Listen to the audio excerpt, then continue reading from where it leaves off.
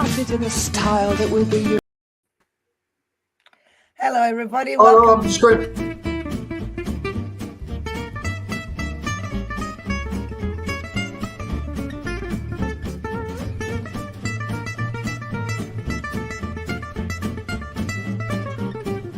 Leipzig don't get any sympathy, but certainly MPs don't either. Yes, Douglas Ross MP. Oh, that's not one for the collection. Cut it in a style that will be universally popular.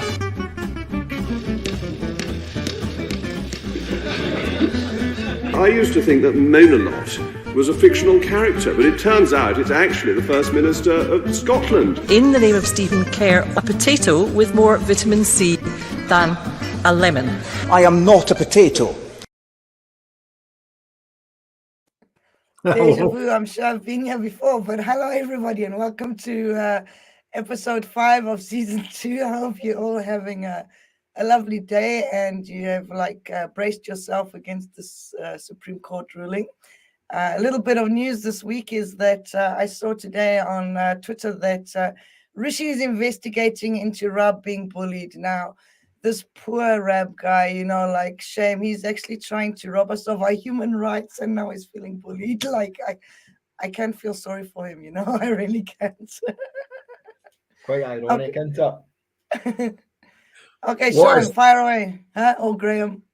No, Sean. How have you been, guys? How have you been since last week? All over the place.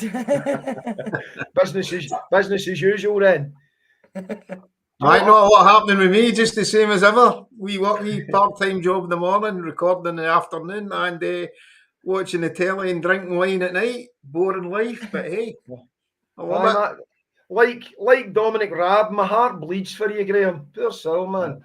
I know it's tough life. Tough life. But I always thought living through history would be kind of interesting and exciting, but it's murder. It's Groundhog Day, isn't it? Groundhog Day. But hello to some of the regulars that have steamed right in. They've joined us already. Hashbury, Chris Fisher, good to see you. Adela as well, man. It's I messed up this morning. I'm driving home from work and I gets to the school and the wee lights flashing, stick to 20. And I see all these women with placards at the school entrance. And I thought they were just reminding motorists, slow down. And I'm like, roads are empty, behave yourselves. Roads are empty. And then I gets to the next school and there's more of them. And then the penny dropped. It was pickets. It was EIS pickets. I'd completely forgot about the school strikes. Obviously, we already carry on yesterday, the big news. I'd forgotten about these other things that were still in progress as well. So, good on them. Like some kind of pervert, I made a point of driving right back round the town past all the schools. Because I felt bad about patching these lasses. And there was a few guys among them, but it was basically primary school teachers. And so I made a point of driving around all the schools, like, meep, meep, and giving them a wee wave and stuff like that. Wee bit of solidarity. We're behind you. Aye. Yesterday's news just overshadowed everything, didn't it? It did. I think it was good, the fact that there was rallies and all that. Like, people's spirits were really up. Everyone was down for 5 minutes and then they got back up and said, we're going to fight this. So good on everyone, hey? Good on the people who organized the rallies. The rallies were smashing. We were at Glasgow. We were honoured, a few of us, to get to play a few tunes for the people and get a bit of a sing-song going. And what I loved about the rallies was everybody, all the news agencies were all talking about, Nicola's had a knockback, Nicola's been slapped into a place, Nicola's dream, Nicola this. And I was looking at this rally and it was all SSP, Communist Party, there was Greens banners, and all the different Yes groups were represented. It's wonderful, there's so many grassroots organisations. Aye, if anybody was to walk past not knowing what was going on, they wouldn't go, there's an SNP rally. And that's not deliberate. That's just how it is. So, yeah, that was nice when they're trying to personalise everything and demonise one group, that you saw that it was just pure grassroots. And it was all different organisations that were running the rallies in different parts of Scotland. It was different local indie yes groups. Salvo had a hand in it. It was And then fantastic. all the other groups actually pushed them, plugged them, advertised them. Centre Stewards, Centre Foot Soldiers, your Hope Over Fear, your AOUB and all that. Yeah, it brilliant. was And you say I think there was also Pensioners for Independence. Yeah. Big time, man. Adela was at Glasgow too. You should say hello, Adela. Yeah, there's a guy who's made a comment here, and I'm not sure if I want to put it up, but I think it's laughable because like people trying to enforce their opinions on other people. So let's go for it, okay? Can you please use the correct pronouns? Okay, I don't go for that pish. So if anyone else does, with total respect to them, but I don't. So I can only guess there's a bit of reeking sarcasm from Simon Baines there. I can only guess. He's maybe having a wee pop at these uber woke nationalists. Who knows? Yeah. Who cares? Actually, who cares? Yeah, no, it's for the people who like it, go for it. For the people who don't, we don't have to, okay? So anyway, Scott says, usually in Dumfries, there's 3 of us and a dog, but last night was a great mob, so that's wonderful. Somebody else says, what's a pronoun? Exactly. And somebody else says, was too busy, Sean. Okay, just looking up Simon Baines there, a totally anonymous profile. 1 profile picture, 1 profile banner, 2 anonymous photos, no friends, nothing in common, no groups, no likes. Thank you very much. Okay, but did he have Sean? Did he have pronouns? That's the most important thing. If he's making a comment, does he actually say? I think the pronoun would be bot, would be it. Because I don't think it's a real profile. I think it's just another troll, man. We'll have a wee competition later on, and the winner can go for a drink with the boy on a Friday night. George says it's Dross. Simon, thanks for coming. But back to the regulars. Good evening, Peter. Good evening, Evelyn. Good to see you again. Hi, Linda. Brilliant. Okay, so shall we go on to round 1, which is Door of the Week?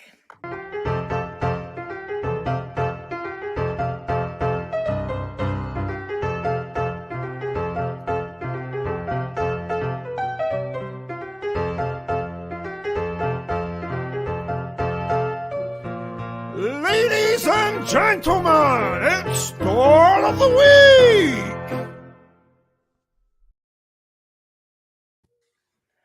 Okay, so who gets to choose this week? I've kind of lost track of everything. I can't remember.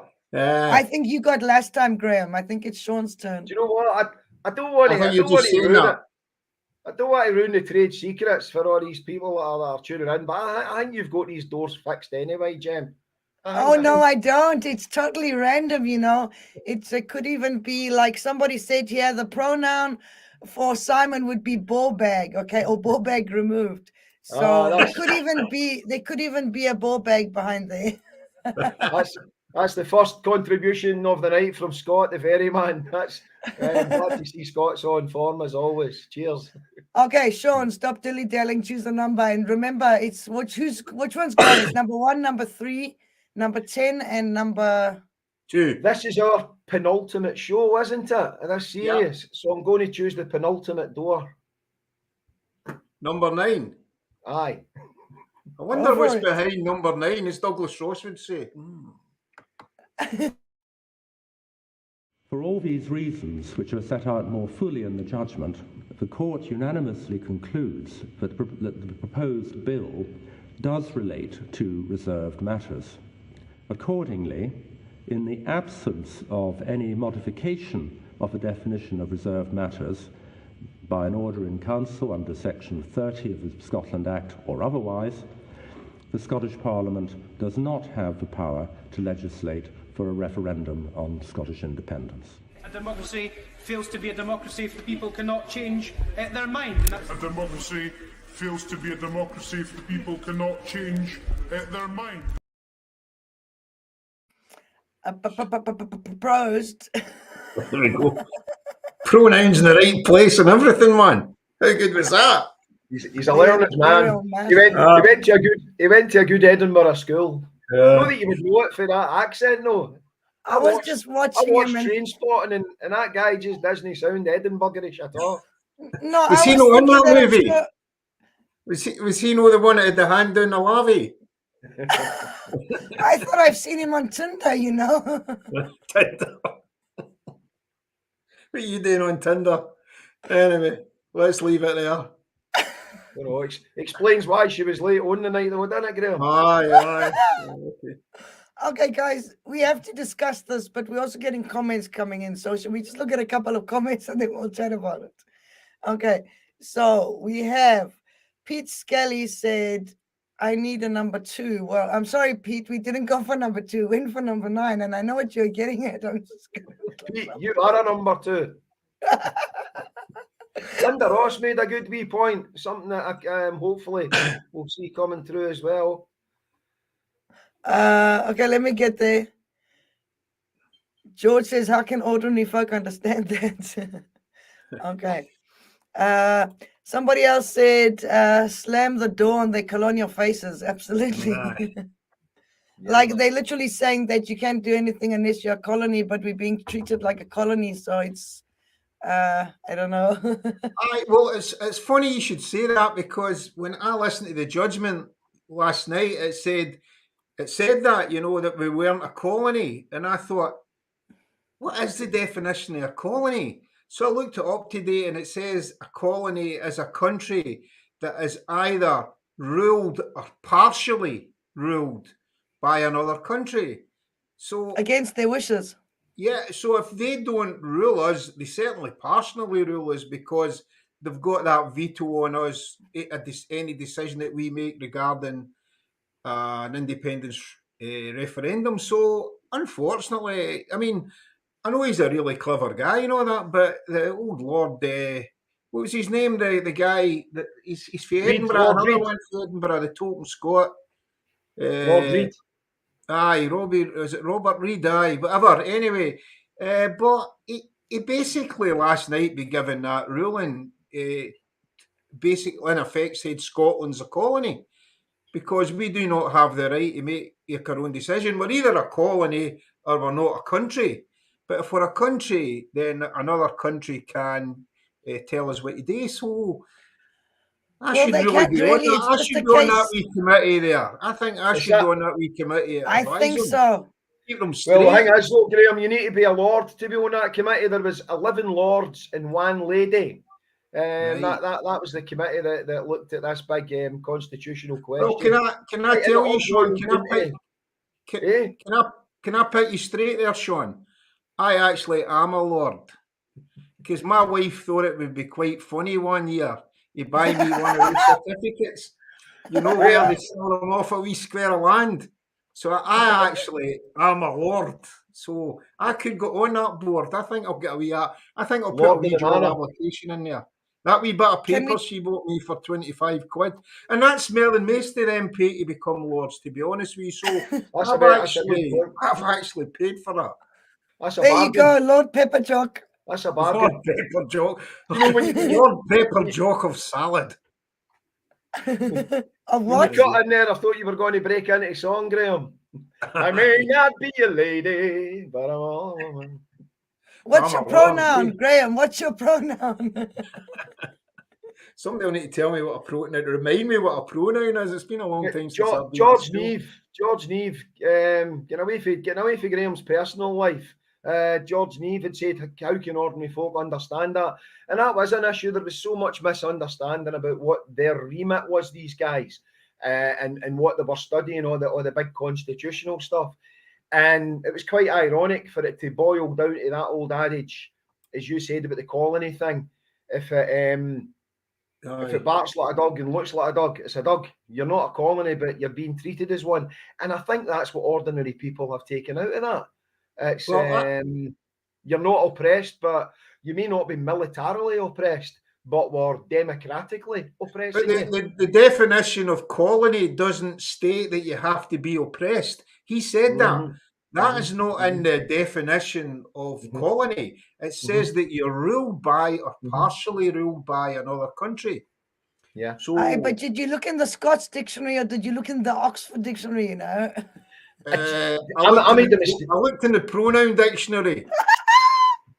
I made a mistake, guys. I just googled it. I just typed in what happens in a colony, and but with my dyslexia, I ended up, it was a thing about cameras getting up people's bums and stuff. I don't know what I stumbled on. I lost something. Aye, serious stuff though. Serious stuff. Well, somebody needs to put a camera up his bum and get the right answer out of there, because, as I say, he defined Scotland. In his judgment, he ended up defining Scotland as a colony, as far as I'm concerned. And I want on that committee now, because they need put straight. So I Can't think we we'll get a make wee like petition going.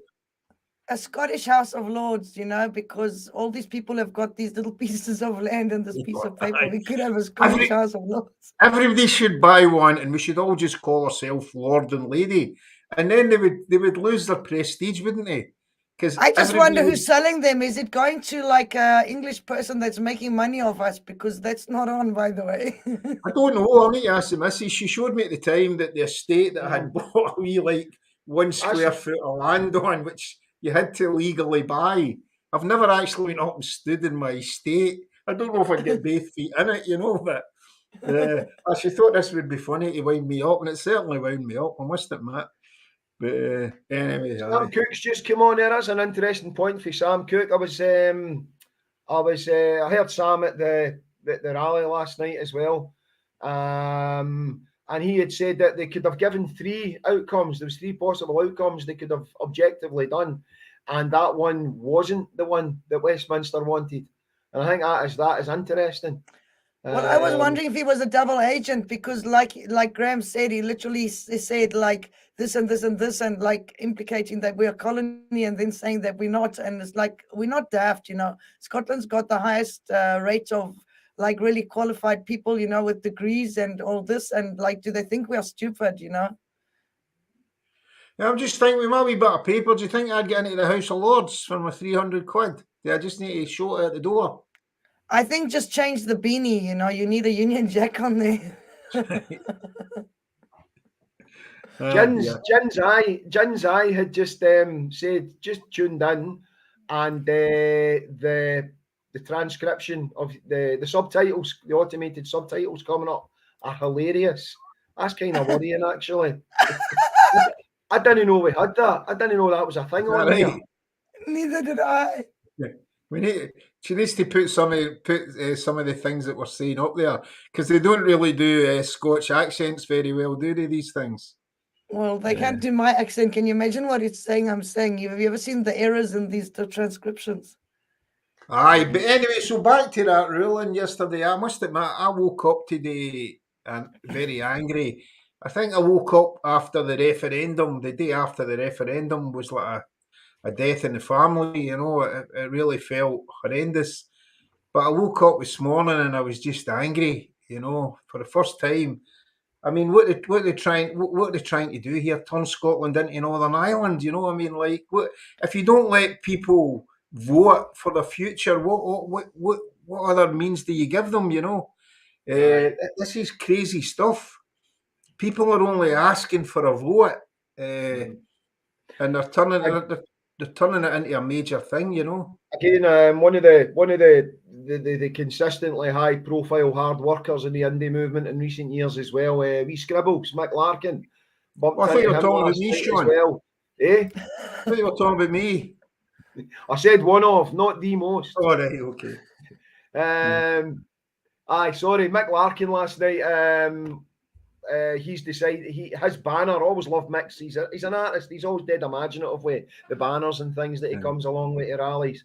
And he's now, his was about the democracy, the Scottish democratic struggle. And basically, I think that's a great way to go. I'm wearing my anti-fascist T-shirt. That used to be a thing. Nobody could argue with the concept of being anti-fascist. Fascists are bad. If you're anti-fascist, you're good. How could you possibly argue with that?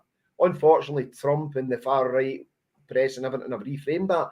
But the way Mick was talking about that, going at it from the pro-democracy angle, we're not fighting for independence. We're not fighting to break away from England. We are fighting for a basic democratic human right. And how can anybody internationally, how can anybody argue with that? And I think that's a good one for winning the hearts and minds of people in Europe and people in the wider world. Absolutely. Aye. Anyway, it'll run its course, but I think they've just upped our numbers quite a bit yesterday. I think a few Scots will be feeling trapped now that we're undecided, so hopefully onwards and upwards. Evelyn Hume again takes it right. We're talking about a very modern institution. This Supreme Court was only set up 12 years ago or thereabouts. They kind of modernised the old system where it was random people for the House of Lords that would rule on stuff, and they got these full-time legislators to deal with different issues. And one of the issues when they set it up was purely for the devolved governments. And on paper, it's a good idea, because I would rather put my trust in these barristers and lawyers that are from England, Wales, Northern Ireland, to make a judgment than the random House of Lords guys. The guys that have been put in place there by the paymasters. So it was a great idea. So we're talking about the ruling for this comparatively new, although it's a very old-fashioned institution at Westminster. And then Evelyn Hume is going right back to 1300 odd. We need to write to Charlie, tell him to uphold their claim of right and instruct his government to issue Section 30. We've still not really answered the Declaration of Arbroath thing yet. Well, this is the thing, by disallowing a referendum, they've literally opened up all the other avenues. And there's so many different grassroots organizations literally pursuing different avenues. Yeah. So, we don't really want a referendum that's going to be rigged again, or there's going to be election irregularities that no one's going to follow up. We didn't really lose the last referendum. Everybody knows that. So, it's opened up so many avenues, hasn't it? Which again takes me back to Sam Cooke's point. That it's possibly not the judgment out of the possible judgments that Westminster wanted. They've said go back in your box, but by God, the box is full of holes just now. The arse is out there.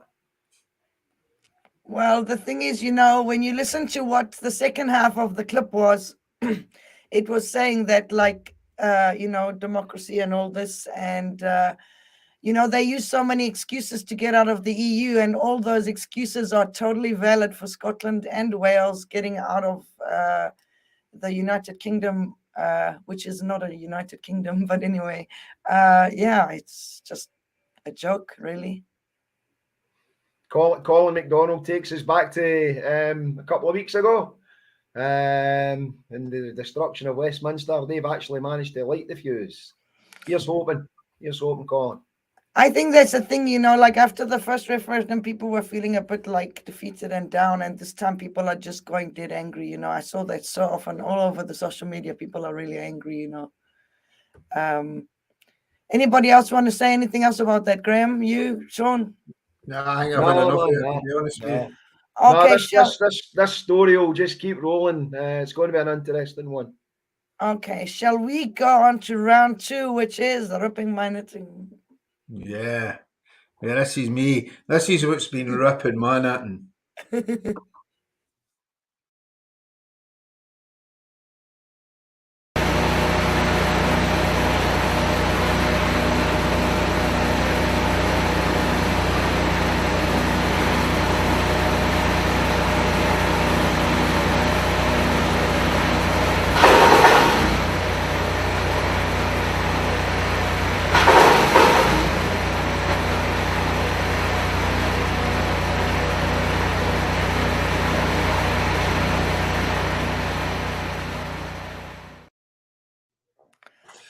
Right, now this is quite controversial, right? Because it does exactly what it says in the tin, right? Because I said to the missus about this, and she came back at me straight away, and she says, I think he's got a point. It's not the fact that he's going on about the World Cup or David Beckham. It's the fact that it seems quite common now that you pick on an individual if you've got a point to make. Do you know, like he picked on David Beckham. He could have picked on ITV for paying for matches or BBC for paying for matches, the football players for going, the teams for going. He could have picked in FIFA, but he picks on an individual. It's a wee bit, and it reminds me of the Tories and the Nationalists picking on Nicola Sturgeon. It's Nicola Sturgeon's referendum. It's Nicola Sturgeon. It's not Nicola Sturgeon and our sheep. And it's the fact that the guy went there and he picked on an individual. You know, it's a cheap way of getting publicity. And then he didn't shred his 10 grand. He made a big thing about, I'm going to shred 10 grand. Okay, if you're going to do it, do it. But he didn't. He didn't do it. At the end of the day, he just threw dummy money at her. I don't know what he threw in there. He says he threw the money in something else. But you see where I'm coming from? That annoys me. Do you know? Because if he'd picked in the BBC, he would never have got any more work for them. And then he would have made a statement, I'm never going to work for the BBC and ITV again, because they bought matches for the World Cup. But now I pick on a bit like Richard Madeley, another one that rips man. Right, he was picking on Gary Lineker and the boy that used to play for Manchester United, but Gary Neville. Do you know they're picking on individuals? But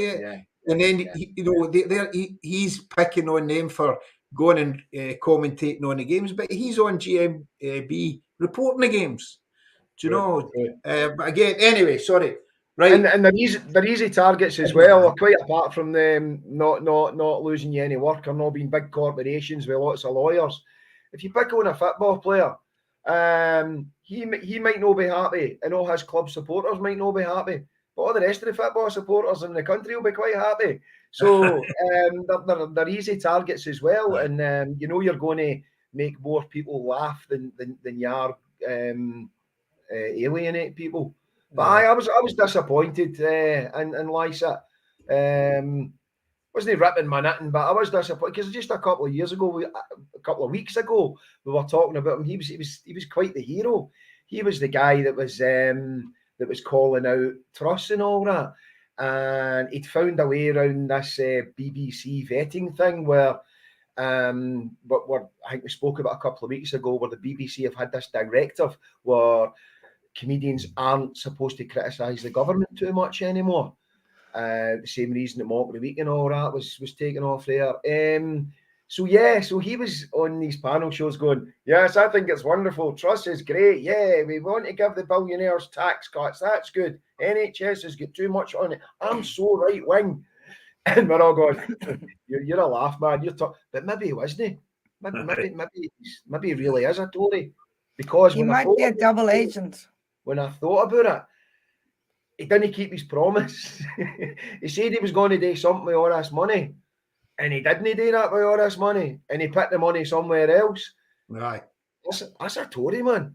Well, isn't it like if you're gonna get rid of £10,000, don't you think you could donate it to the NHS or something? You know, why shred it? That's just like. Well, yeah. Anyway, we'll move on, but that was Evelyn Hume nailed it. Ideally, FIFA should have knocked back the bid in the first place in light of their HR record. Football players, fans not to blame, FIFA to blame. Yep, that's it. But maybe FIFA are too big a target. Maybe the lawyers are too powerful. Who knows? Scott the Berryman Lycett just fancies Beckham. It's his long game. I don't know if long game is a euphemism for something else, man. I don't know. Who knows?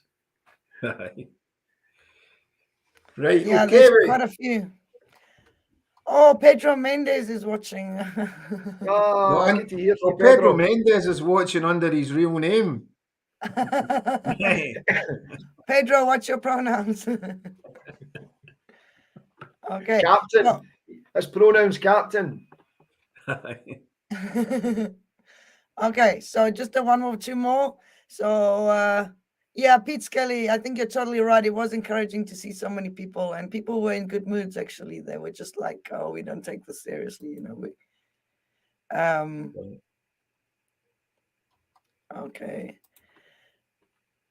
That's a fair point. Charles wants to be King of Scotland. I mean, do you know, he doesn't call himself King of Airdrie. You know, it's Well, what's the rules there? He's not allowed to call himself King of Scotland, only King of Scots, because Scotland belongs to the people. It's sovereign. You can call himself King of England, Right. but King of Scots, because Scotland belongs to us. Even though we're not allowed. It's not Scotland that's sovereign; it's the people. Yeah. Yeah. Doesn't it belong to us, Sean? According to the. What's that? The land belongs to us, but belongs to Westminster, to vote for who decides what to do with that land. There you go, man. That's legal speak, isn't it? Sorry, guys. What's Linda saying? All right, okay. Linda's wanting to start building the wall. Oh dear. And then that's it. If I don't look at them now, we won't get back to them. Okay, so shall we go on to Thatcher's bar? We're gone to Thatcher's. We're gone to Thatcher's bar. We're gone to Thatcher's. We're gone to Thatcher's bar. We're gone to Thatcher's. We're gone to Thatcher's bar.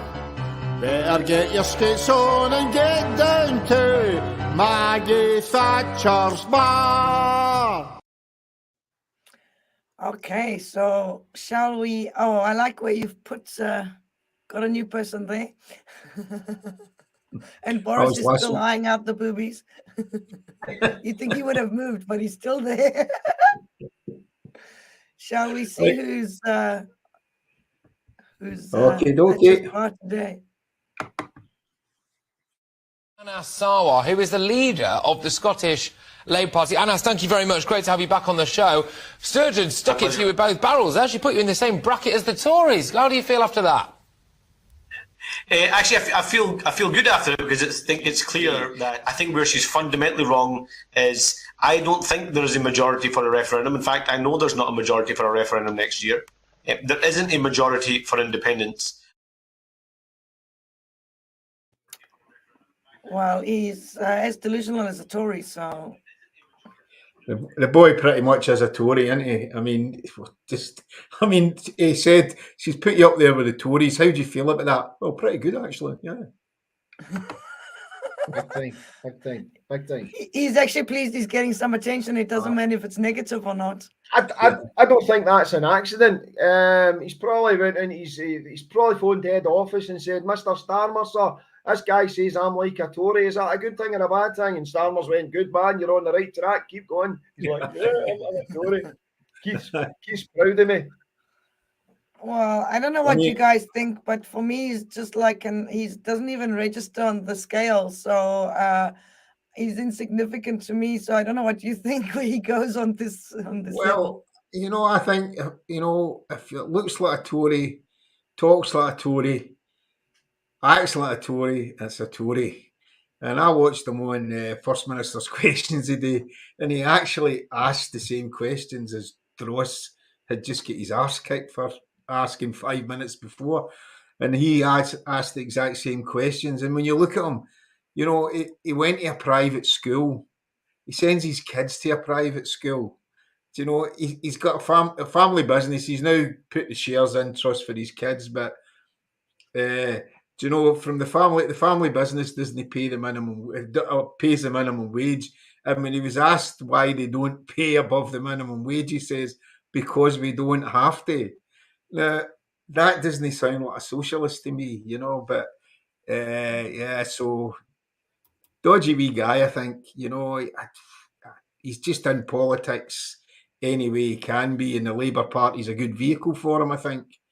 That's why he's there. More chance of getting elected. But then again, he couldn't get elected, could he? He inherited his old boy's seat and lost it first time round.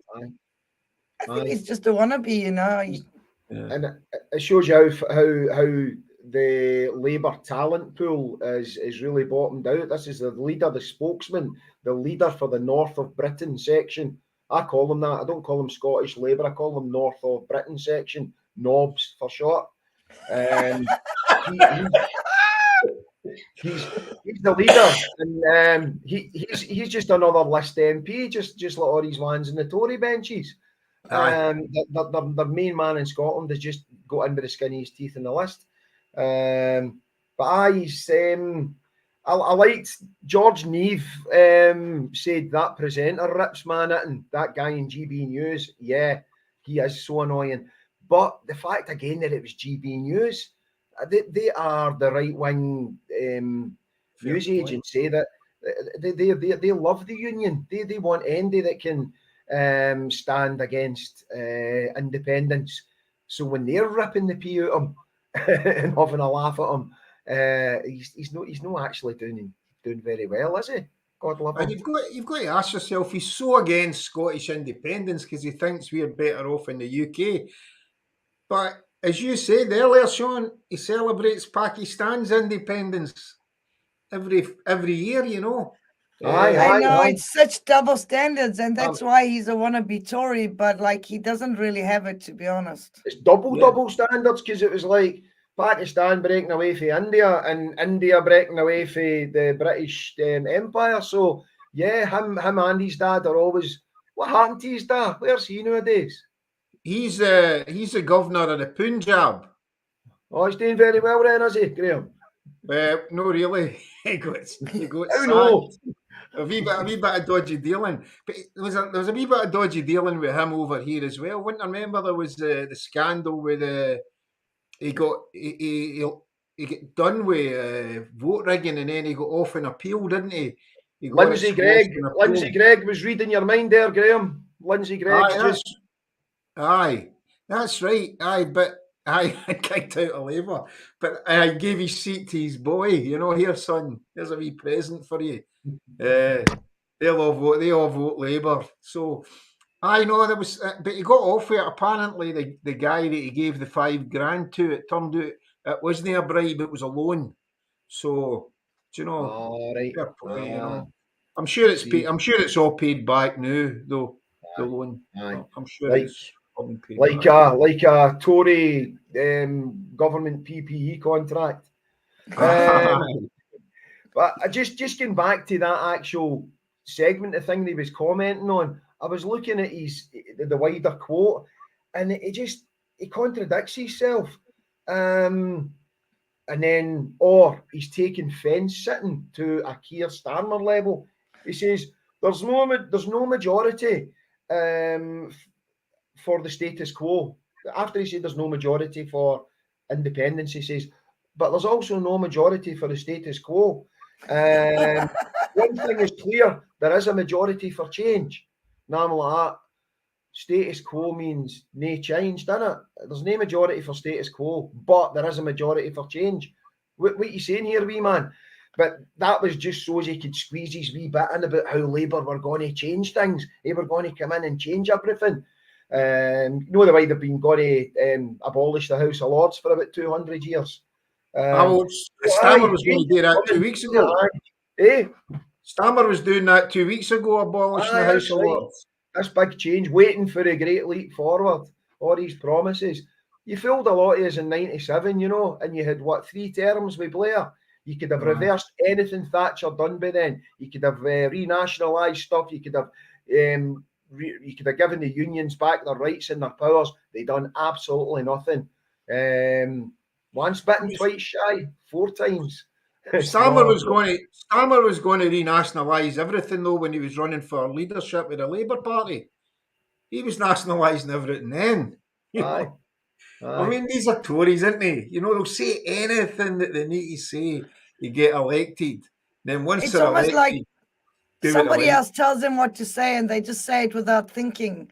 And they, like you said, what he said doesn't make sense at all. Somebody just told him what to say, and he's got this little blank look on his face going, I don't believe there's a majority for independence, but it's been proven time and time again. You can just imagine he's got 2 earpieces, one with Keir Starmer and one with his old dad, and he's getting advice and before he even makes a move or done anything. So he's old. I don't know actually what happened in the Punjab. He got this governor's job, a really big job over there, obviously, and then Imran Khan fired him. So I don't know. I mean, I'm not saying there was a scandal. I wouldn't be surprised if there was a scandal, but I can't find anything that there was. I don't know what he did to get himself sacked. I've got a lovely visual in my head now, Graham. I've got one visual in my head now with Imran Khan when he sacked him, belting him with that cricket bat. I'd love to have seen that. But also Chris Fisher has gave us a nice wee visual. Keir isn't sitting on the fence. He's such a fumble. He tried to jump to the right and got his foot caught. He's dangling for the fence, no sitting in it. Brilliant, brilliant. Nice one. Aye. Anyway. So where is he? Where is he? Is he? Would Thatcher be proud of him? No. Nah. I think Thatcher would be giving him a wee lecture. I see him down there with Dross. I see him down there with Dross. Maybe a wee bit lower. Captain Mannering, sugar boy. He'll do what he's told, you know. Just like Dross. I mean, Starmer, I don't know how he's up there. We must have put him up there for a reason. But I mean, he just makes it up as he goes along. He'll just say anything that he thinks is going to get him votes, you know. But Sarwar just says what he's told to say, really, you know. So he's just ground zero, you know. I'm putting him lower. He's down there with Douglas Ross for me. I don't know what you guys think. You've got two Thatchers there. We've got the Thatcher's bar. We've got the prostrate Thatcher that kind of is the needle that goes up and down. But you've also got the Thatcher, the knockout Thatcher there. So could Annis be like underneath her boot there, like she's just cracked him? Aye. Okay, we'll try and do that for next week. You're not even in the game. You're not even in the game, son. Sit down. Aye. Okay, we'll try that. He's under her head, under her foot. Oh, nice one, Evelyn. Evelyn says just have a wee bit of his head kicking over Dross's shoulder. Somebody's got Dross's private pike. Who was it they called Private Pike? There was somebody that they. That's what I'm saying. That was that guy. It was that guy that just gets sacked. The guy that just gets sacked for the government, Williamson, when he was see that guy Williamson when he was Secretary for Defence. All the generals used to. That was his nickname, Private Pike. That's what the generals called him. You know, good boy. Behind his back. What's Pedro saying? Yeah, nickname for Annis. I don't know what he could be. There was also a wee bit of bother with him as well. With some guy, one of his mates was done for VAT, wasn't he? VAT evasion or something. He was pretty pally with. I remember what I'm saying here, but I think he was pretty pally with a guy, one of his mates that runs a few Nisa shops. Yeah, was caught with plastic bags full of money. Do you know what? And I think that maybe sums him up. When you talk about when Evelyn talked about him peeking over Dross's shoulder, do you remember Spitting Image used to do that, and it was David Steele and Lord Owen, and Lord Owen would be and David Steele would be in his pocket, the wee kind of wannabe. Well, that destroyed him, didn't it? And that business thing kind of sums it up, because Dross and the Tories, they give billions to their mates and they siphon off millions. And they make millions out of selling buckshy stuff and tax avoidance, whereas we Annas, he's in Glasgow, doing stuff out the back door of a couple of Nisa shops, man. You better not tell him where he is. Pete Scally's got his coat on. He's away to sort him out. But some of the other comments, guys. Evelyn Hume, Evelyn says maybe we're double agent next week. Could be Mr. Reid. That's an absolutely brilliant idea, because he has lit the fuse. He has opened up the whole thing again, and he hasn't done the perfect judgment for Westminster. So Evelyn, see when we come back for the next series next year, then do you want to be the director or something, or the producer? By the way. You better watch, Sean. I don't know if the budget will go that far. You know, we've only got 10 grand a week to pay us. I heard Evelyn comes cheap, though. All right, okay. I read something on Facebook about Evelyn coming cheap. I don't Well, know. if she can do it for $2,000 an episode, just tell her to head down and see wee Anis. He's got the money. And, Can I Pete just Scally, mention when Pete Scally also mentioned talking about going back to the ripping your knitting episode. There was another comedian who went face to face with Sepp Blatter at a FIFA conference. It was Simon Brodkin. I think he's from That was Liverpool. brilliant. I saw that. Absolutely. He went right to the top and it worked and it was effective and everybody in the world saw it, not just a few British TV viewers. I don't know if it cost him $10,000 to do it. I think he had to buy a suit and maybe bribe a couple of security guys or get his plane ticket or whatever. But it was well effective. Full marks to you, Simon. That took a bit of bottle. What Lynott or what Lysett was doing was just bullying, really, to me. You know, when you target an individual, I think that's what that gets me. It's bullying, and it seems to be becoming quite commonplace in this country now. You know that. You get a boogeyman and you just go for them. You know. As viewers and activists, we appreciate what Brodkin did more, but maybe Brodkin might not get many invites to work in the BBC anymore. But we'll see how that one goes. No, and I don't think he'll be getting any corporate entertainment and international matches coming up either. Can I say something? You mentioned the BBC. There's a big protest on at the BBC tomorrow in Glasgow. No, Saturday. So there's people gathering in Freedom Square for 12:30 and then going along to protest at the BBC. So everybody come along, bring your flags and your banners and join the protest against the BBC. Brilliant. Oh, can I say something about the BBC? No. After we've finished this Thatcher's Bar thing. We finished. You can say something. See, before you do, Sean, can we just ask the people listening if they've got any preference to where Sarwar goes on this scale? I'm saying the bottom, and nobody else is saying anything. So we need to get. But anyway, what were you going to say? I think he should be a little bit lower than Dross, but I also think he should be under Thatcher's shoe. I think that was that's brilliant. right. He's been under Thatcher's shoe. Sorry, I forgot about that. Much as I loved Evelyn's suggestion, show a wee bit of his head, peeking over Dross's shoulder. Aye, but you know, Evelyn, there's going to be somebody that's going to misinterpret that, and I don't know if we can go there. I also think doing it now. Oh, dear. As Thatcher's got like a blue vest on there, can't we stick like a Scottish, not British on it? Oh, aye. Everybody's got them on their mobile phones these days on the cover. It's Scottish, not British. So, do we want Thatcher, though? I tell you what, we could probably do with her. She'd sort them out with her handbag, wouldn't she? She'd have been right into that. Well, do you know what? Talking about double agents and these statements, like the statement your man that we were talking about last week, the Attorney General, Lord, whatever. Cox. Is it Cox? About countries having the right to self-determination. There was the famous Thatcher quote, which got bandied about a lot, saying that, Scotland could be independent. All they need to do is return the majority of SNP MPs to Westminster. She said this back in the day when SNP maybe only had 1 or 2 MPs. So it was such a far-fetched idea, it was safe for her to say it.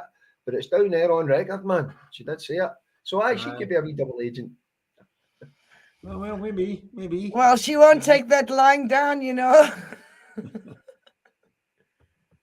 Well, it's been a good show, guys. I enjoyed it. So has anyone got anything else that's happening next week? Next week, all will be prevailed. We'll know where Douglas is. And, talking BBC, but I don't watch it. But I was at work last night and I saw the 10 o'clock news.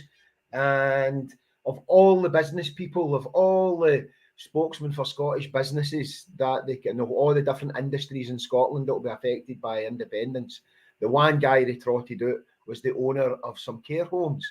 Aye. And probably half the viewers will know what I'm talking about now. It's the same guy they've been trotting about since, well, I think he was exposed by Wings in 2018. Every time there was an anti-independence voice, an unbiased, objective businessman needed, they would wheel out this guy. And then come the pandemic, the fact that he worked in care homes, the National actually referred to him as the BBC's go-to man when they needed a quote against the Scottish government. He's been on debate night. I think he's been in Question Time as well. I'm not sure.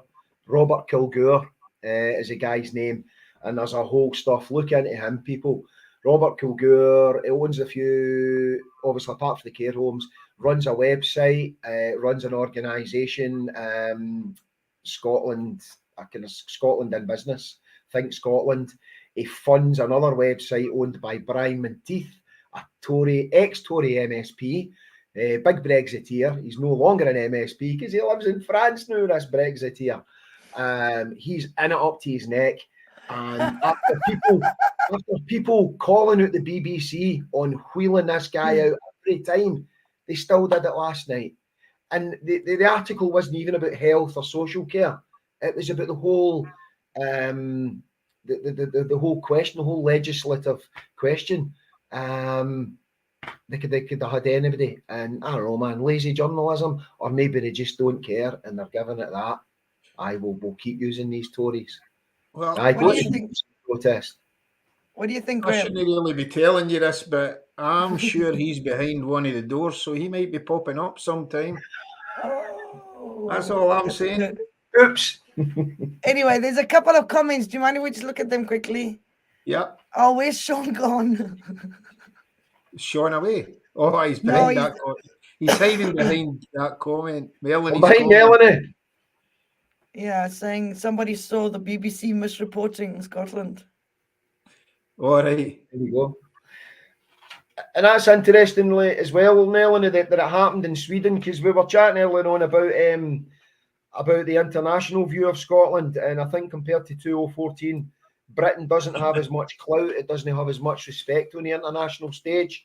The rest of the EU, I think, are on Scotland's side, and European people that live here, I think, would vote a different way than they voted last time. So those discussions in Sweden, Melanie, keeping them going, man.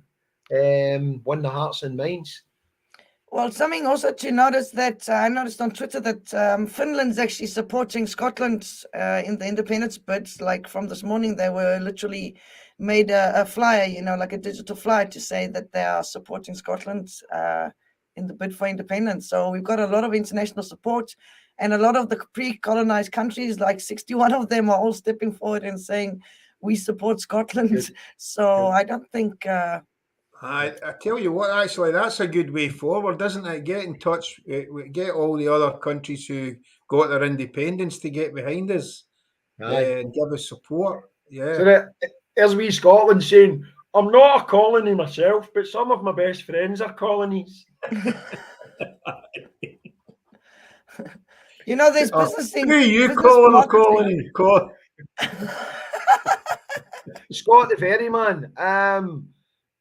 This is very mysterious, very arcane. Michelle Moan, 29 is the magic number. What? I don't know what that refers to. Certainly no her age, Scott. What? 29? I don't know. What's? I think maybe 29 million. Maybe 29 million. Aye. That's how much her husband siphoned off for that contract. Could be. Wouldn't like to say that though. Thing is, with Scott, anything's possible, man. The man's got a terrible mind, so he has. So is that us calling it a day, a night? Calling it a night, and we will see you next week this time. And hope everyone has a lovely weekend.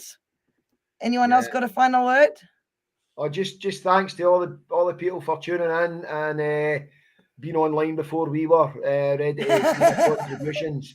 Ready to give their contributions and have a wee laugh about some serious stuff with us. Yeah, and if you can think of anything to put on the show, stick it up and we'll have a wee look at it. Maybe it's just a little opportunity to say we're going to be opening a Facebook page for the iRight Show, and we'll also have a group for regulars. So if you guys want to add in things that we can put on the show, but we'll be having stuff going on because we're on our second last episode of this series, and the page will keep things going. And we really enjoyed the chat, guys. Thank you so much. So we'll see you out with something completely different. And here's Citizen Smart. And I saw what I seemed to find out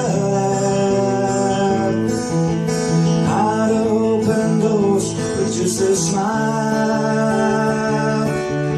A rich old man, so he won't have to worry. He inherited his seat and went and style. He says that we must save the British Union, so it can save the Scottish working class. But when the Tory party's re-elected, Lannister will be looking like an ass. Now Labour's pledging for the devolution. We can put our taxes up, but never down. Now I swear this any other country, they would say you're from the cheapest side of town. You can't hide your lying eyes when your smiles are thin disguise. I thought by now you'd realize there ain't no way to hide your lying eyes.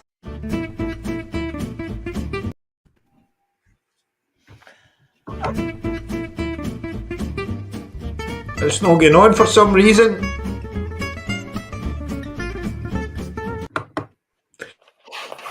Okay, everyone, I think the Tories have hacked us. You know, they're trying to mess up our goodbye screen.